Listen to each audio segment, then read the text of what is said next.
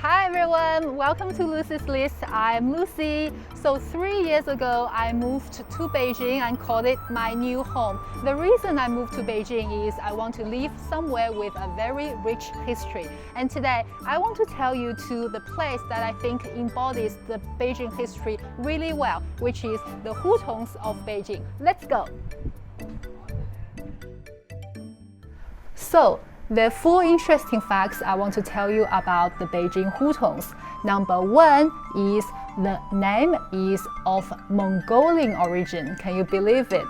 Hutongs already have 700 years of history, and it started in the Yuan dynasty when the Mongolians were ruling over here. The Hutong means water well in Mongolian language. It actually means Hutok in the Mongolian language, and interestingly, these Hutongs are scattered all around Beijing for actually 7 centuries long. And I want to give you a bonus fact. Ta-da! Look at these electricity meters. How many meters there are means how many households lives inside this courtyard. So we can see that 3, which means 3 households live inside this building block. The second fact I want you to remember about Hutong, which is Mendang and Hudui. These ones here, Hudui, a household pair, and Mendang, the doorway knot.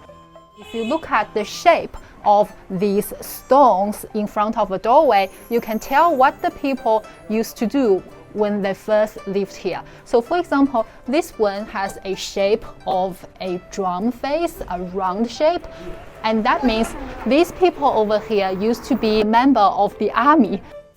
This one has 4 mendang. They're called mendang. They are the knots that sticks out on top of the door. And if you have 4 over your heads, that means this household used to be quite high ranking. So when you combine all this together, you can tell that this household used to live someone who is from the army and is a high-ranking officer. This is the nest of a sparrow.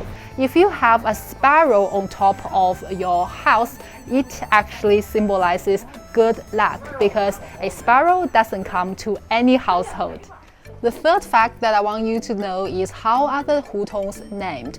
I used to find these names really bland and not creative enough. However, the names of Hutong were passed down by word of mouth, so that's why they're really easy to remember and also very direct. If you go to different Hutongs, some of the Hutong are named with the notable person lived in there. Like Yang Meizhu Hutong was named after Lady Yang, who was a very famous matchmaker, and some Hutongs were named after the landmark that is in there. Also, some other different ways to name a Hutong. For example, you can name it according to its structure, like a 9-twisted Hutong. You can name a Hutong according to its function as well. For example, there is a Hutong which is called Yangshi Hutong or Sheep Market Hutong. So that's 4 different ways to name a Hutong.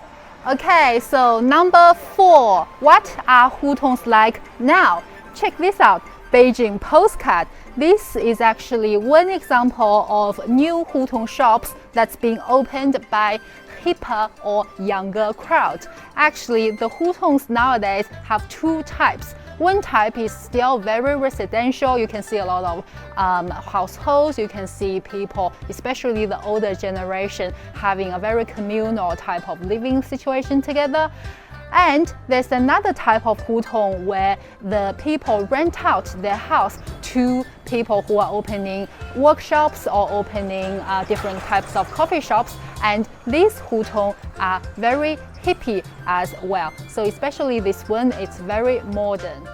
So the locals' attitude towards Hutong went through a transformation as well.